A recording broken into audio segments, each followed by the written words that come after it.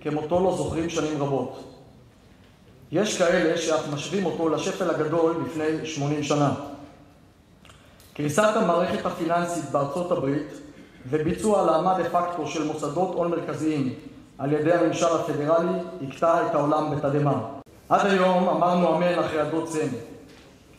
האם גם עכשיו נאמץ את הגישה האמריקאית?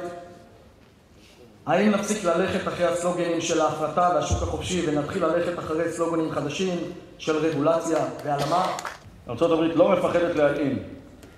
ו100 שנים לאחר היווסדה, ג'נרל מוטורס תבקש למעשה מחר הגנה מפני נושע, והממשל יחזיק ולא פחות ולא יותר ל-72.5% מהחברה. ואנחנו מגיעים היום ובתוך המצב הזה שברקע משבר כלכלי עולמי. במדינת ישראל צריכים להגדיל את יכולת ייצור החשמל. ממשלת ישראל ממשיכה לנגן על כך שמה שהיא רוצה זה להפריט את החברה. דוגמה נוספת לנושא אצלנו שגם יודעים לא לפחד. הבנקים. עד אוקטובר 83 הבנקים במדינת ישראל הם או פרטיים או ציבוריים. מגיע משבר הבנקים ב-1983 והתוצאה היא הלאמה של הבנקים. אם אפשר לעשות את זה בבנקים, אין שום סיבה לא לעשות את זה בחברת חשמל, אין שום סיבה לא לעשות את זה בתעשייה האווירית, אין שום סיבה לא לעשות את זה בטס וכן הלאה.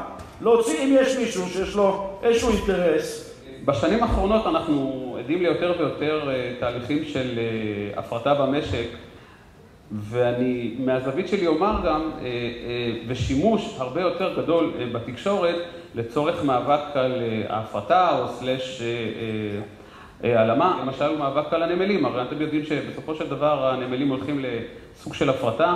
זה התחיל מסגירת רשות הנמלים והקמת חברות ציבוריות בכל נמל ונמל, והתחיל המאבק של ועד העובדים. אז פתאום התחילו לצוץ כתבות בנושא של למשל גום החסין, מי שזוכר עם המכונית יגואר הנוצצת שלו, ומצד שלי מנהל, בתוך נמל חיפה, נמל הכרמל או משהו כזה, מנהל ללא נמל, שמקבל איזה 35,000 שקלים שאין לו נמל. כן, התחילו להיכנס כל מיני סיפורים כאלה ואחרים בניסיון להבאיש את ריחם של העובדים או מצד שני של ההנהלה. מה יכול להיות משותף בין הלאמה להפרטה? מה יכול להיות משותף לדברים האלה? מהו המניע שמגלגל את הסיפור הזה? מה זה הלאמה? ואז כתוב שזה מונח של נתינת קניין של המדינה והפיכתו לרכוש של הלאום. מילים ככה מכובסות, גדולות, בכל זה, שהמדינה קונה את הנכס. היא קונה את הנכס, א', מבחינה אידיאולוגית, ואז יש הלאמה משברית, שזה מאוד בלט, כי ההלאמה המשברית אומרת מה? אני לוקח, המדינה נכנסת לנעליים של בעלים, שבעצם מנהלים קונצרן, מפעל, קבוצה מאוד משמעותית, הם בקשיים, פשיטת רגל, ואז מלאימים, אומרים סליחה, נכשלת, תצא. זה בדיוק הסיפור שלך. ואני מאוד מקווה שהמדינה אכן תעשה את זה, שתקנה את הנכסים אם יהיה צורך, ושבו היום תמכור את זה. ותחזיר את הכסף לציבור, ותחזיר את הכסף לתקציב המדינה. טייקון שבא לבקש כסף, שלא יודע להחזיר את החובות שלנו, שישים את המפתחות. מפתחות שווה מניות. זה לדעתי צריך להיות. השאלה על למה או הפרטה היא באמת לטעמי לא זו השאלה. השאלה הכי חשובה או היחידה שנראית לי רלוונטית בדיון הזה היא לא האם הבעלים יהיה הממשלה או הבעלים יהיה אדם פרטי, אלא מהם כללי ההתנהגות או כללי הפעולה שאנחנו כחברה מאפשרים. זה לא פשוט, כי יש מי שבא ואומר שבמשטר של תחרות חופשית כל אחד יעשה מה שבא לו בראש. מה זאת אומרת אתה תקבע לו מה לעשות? ומהם הכללים שאנחנו עובדים איתם או רוצים לעבוד איתם, מה מותר, מה אסור. לא, יש אצלנו מצב שבו יש דבר שקרוי בעל שליטה. הגברת אריסון, הם קנו 26% מבנק הפועלים, והיא בעלת שליטה שפחות או יותר אומר שהיא ממנה את רוב המנהלים של הבנק, הדירקטוריון. אז כלל התנהגות מספר 1 אומר שאני הייתי רוצה לראות בדירקטוריון של הבנק, בעלי החשבונות יהיו מיוצגים שם, מפקידי כספים וגם עובדי הבנק. עוד דבר אחד שאני חושב שהוא חשוב בקביעת הכללים האלה, זה נושא של שכר. כל דבר מעל 100,000 שקל לא נראה לי. רוצים לשלם, אין לי שום בעיה שבעלי המניות יוציאו כסף מהכיס שלהם ויחלקו לכל המנהלים שלהם מה שהם רוצים. שום בעיה עם זה.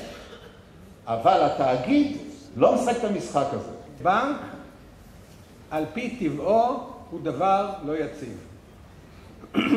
אם אין מאחוריו מדינה, הבנק לא יכול לתפקד. אנחנו שמים את הכסף שלנו בבנק.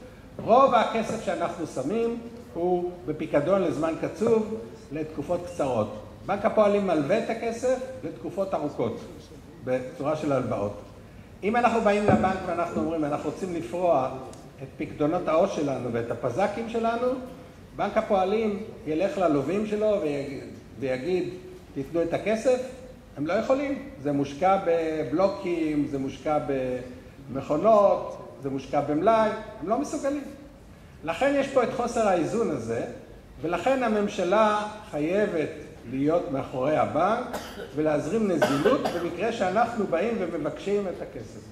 בנק הוא בעצם חברה שיש לה אלמנטים ממשלתיים, כי הוא לא יכול לפעול בלי ממשלה מאחוריו, בלי גיבוי של ממשלה. ואם דיברנו על הלאמה, שבאה לפתור את בעיית האזרחים, לוקחים גוף כושל ורוצים לפתור את בעיית האזרחים, אז באותו הסדר פנסיה היה מכלול כזה של בעיות, הייתה תאונת דרכים כזאת גדולה, וראינו שהפנסיה יורדת בסביבות 30%. 30% התשלומים הפנסיונים. כשאנחנו מדברים על להציל את האזרחים, אז פה הלאמה התבצעה רק על מנת להציל את הכלכלה. ההסתדרות לא הייתה במגרש, ויתרו על זה. ואני אומר לכם, היו שם דיונים לתוך הלילה, חודשיים ימים. וזה עבר בתקציב והלאימו את הקרנות, ואז אנחנו באים הביתה ומתחילים, במשק הישראלי יש יותר מדי אנשים שיצאו לפנסיה מוקדמת, ומתברר שחקיקה מזורזת או הלאמה מזורזת. נטולת מחשבה, מתברר שיש עשרות אלפי אנשים שהחליטו שהם לא יקבלו את הפנסיה את התקופות של גילאים 65-67. הקופות המשלמות, קרי קרנות הפנסיה, אמרו, אנחנו משלמים לפי התקנון מגיל 67. המפעלים שהוציאו את האנשים לפנסיה שילמו להם עד גיל 65. נוצר חור של שנתיים. פניתי לביבי, אמרתי לו, תשמע. הוא אמר, אוקיי, אתה תקבל את זה. ואז באה המדינה, ולקחה את הניהול, ולקחה את ההשקעה, ובסעיף 64 לא לקחה את האחריות. אם הם רוצים להציל, שיקחו גם אחריות. הרבה מאוד מכספי הפנסיה הולכים לאג"חים שמוגדרים אג"ח זבל. זה אג"ח קונצרני עם תשואות גבוהות, בלי ביטחונות, בלי שיעבודים. זה יכול להיות מכה לא קלה. ובכל זאת, מאחר ואני מספר את הסיפור של ההעלמה הזאת, אני חושב שאנחנו את דרכי נוכל לעשות תיקון. אני ערב חלוקת התפקידים באתי לביבי, אני רוצה שתצרף לוועדת העבודה והרווחה והבריאות את החיסכון לטווח הארוך. אני רוצה שכל נושא הפנסיה וקופות הגמל אתה תצרף לוועדת העבודה והבריאות. אמר לי, קיבלת. כשרוצים להפריט, השאלה היא את מה ולמה. האם יש באיזשהו מקום, איזושהי פינה של איזה שירות מאוד מאוד מקומי, מאוד מאוד לא משמעותי מבחינת, נאמר, עתיד מדינת ישראל, בואו את זה נפריט, נבטיח את זכויות העובדים וכן הלאה, סביר. אנחנו לא רוצים לכפות את עצמנו על המדינה. אם הם לא רוצים אותנו, ואז אם יעגנו את זכויות העובדים, יש מה לדבר. שאלה אם באמת לא הגיע הזמן לשנות את הדיסקט אולי, או לחשוב אחרת? בואו ניקח את הדבר שהוא נחשב להפרטה הכי מוצלחת שהייתה במדינת ישראל, וזה כימיקלים לישראל. מי שקנה מניה של החברה לישראל ביום שהיא הופרטה ומוכר אותה היום, עשה עסקה אדירה. אבל איך נראה ים המלח? זה שיקול חשוב או לא חשוב? מאוד חשוב. אם מפעלי ים המלח, שהם חלק מכימיקלים לישראל, היו בבעלות ממשלתית או ציבורית, היכולת לטפל בים המלח היא שונה לחלוטין מאשר שזה בידיים פרטיות. אז אם אנחנו רוצים לעשות מקסימום של תשואות, סיפור אחד. אם אנחנו רוצים להבטיח איזושהי רמת חיים, איזושהי התחלקות של הכנסות, איזושהי מידה של הגינות, זה סיפור אחר.